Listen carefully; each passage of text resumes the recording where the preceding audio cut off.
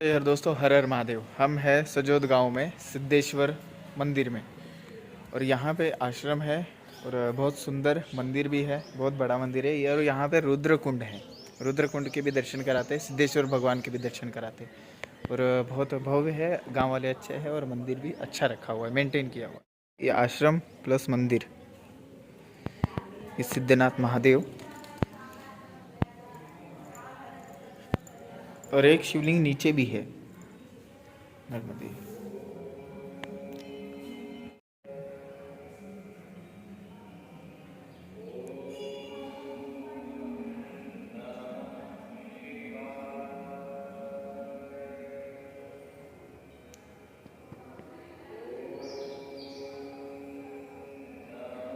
तो ये है सिद्धनाथ महादेव, सिद्धेश्वर जी। और एक नीचे है, वो प्राचीन होंगे शायद, रुद्रकुंड से बाजू में ही है। रुद्रकुंड का भी आपको दर्शन कराते हैं।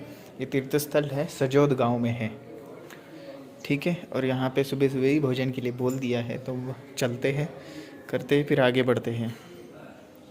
ये देखिए, यहाँ पे परिक्रमावासी रुकते हैं, और ये पूरा आश्रम और मंदिर, ये सिद्धेश्वर भगवान।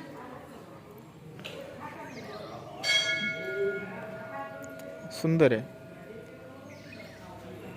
आप रामकुंड से सीधा इधर आ सकते हैं।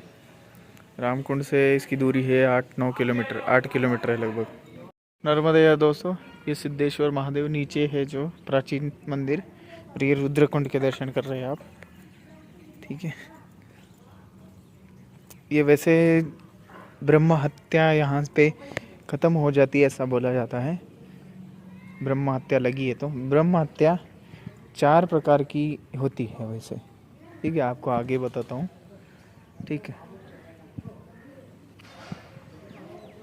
तो किसी भी प्रकार की ब्रह्म हत्या पहले एक ही हुआ करती थी कि ब्राह्मण को मारे, मतलब ब्राह्मण की हत्या करे तो वो ब्रह्म हत्या।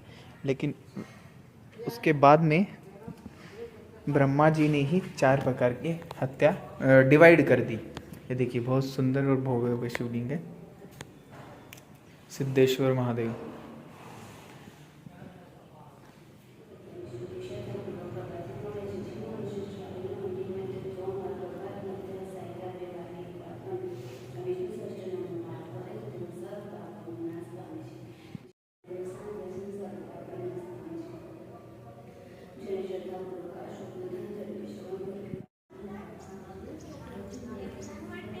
तो ये है रुद्रकुंड। यहाँ पे एक शिवलिंग है, कुछ 4-5 शिवलिंग रखे हुए। हम चलते हैं आगे की तरफ। ये पुराना मंदिर है शायद सिद्धेश्वर जी का, और वो नया वाला ऊपर ऐसा कुछ करके रखा हुआ है।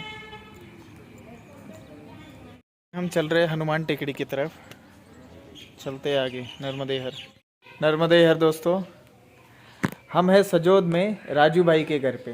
नर्मदे हर राजू भाई। हाँ जी, नर्मदे हर। और ये सेवा करते हैं सजोद में। जितने परिक्रमावासी आए यहाँ से, इनकी तरफ से सेवा होती है, और बाकी और इनके मित्र हैं उनकी तरफ से होती है। तो आप कितने साल से सेवा कर रहे हैं? मैं शायद 2016 से सेवा करता हूँ। नर्मदा परिक्रमावासियों की, पैडल वालियों की थोड़ी ज्यादा सेवा करता हूँ। अच्छा। और कैसे लगा आपको कि इसी गांव में होके परिक्रमा की सेवा करे? नहीं, मैं 2016 से सेवा करता हूँ। सेवा करने में मुझे बहुत अच्छा लगता है। हम लोग वो जो अंकलेश्वर जाते हैं शाम को, परिक्रमावासियों को सामने मिलते हैं, उनको ढूंढ के लाके हमारे यहाँ मंदिर में रुकवाते हैं। वहाँ पे प्रेम भाव से उनको से भोजन खिलाते हैं हम लोग।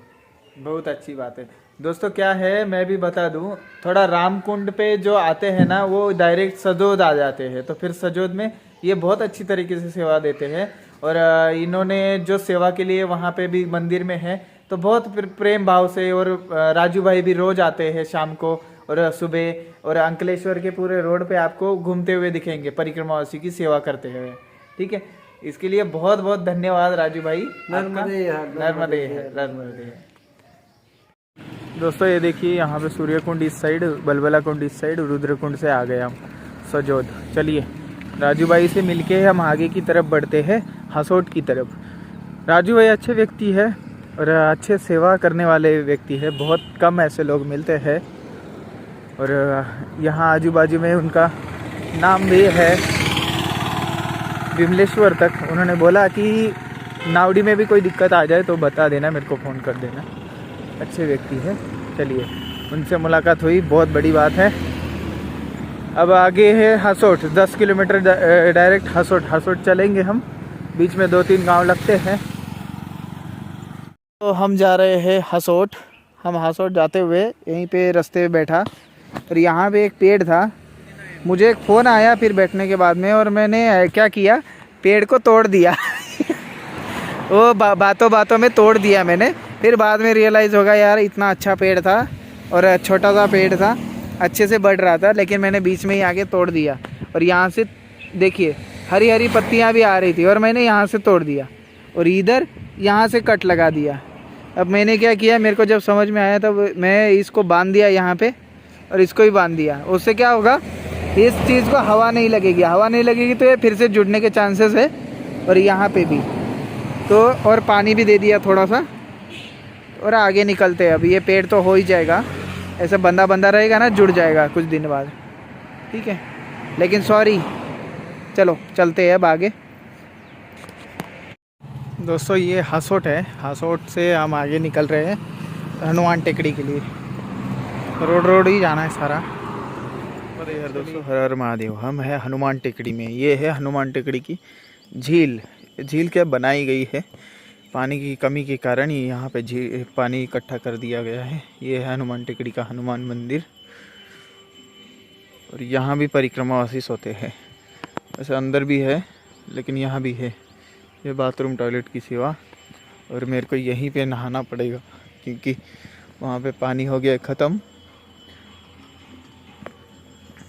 चलिए चलते हैं, नहाते हैं, फिर आगे चलते हैं।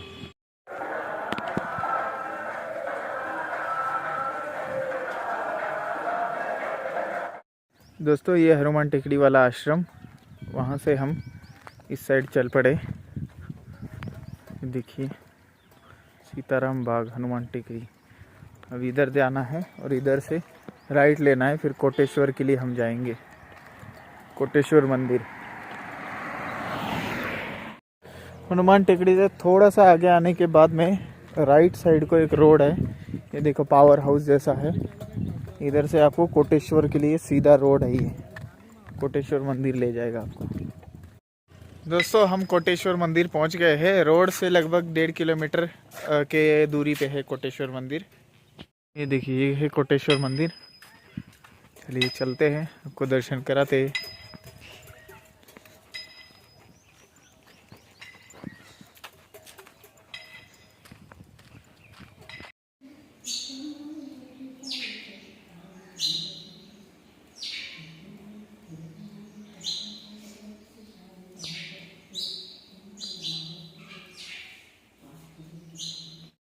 दोस्तों ये है कोटेश्वर। यहाँ एक कुंड है देखिए, और यहाँ मैया की मूर्ति है अंदर। और ये कोटेश्वर जी का मंदिर, रम्य स्थान है। और यहीं से कुछ दूरी पे मैया का संगम है, रेवा सागर, रत्ना सागर। यहाँ पे भी आप रुक सकते हैं, परिक्रमावासी रुक सकते हैं इधर भी।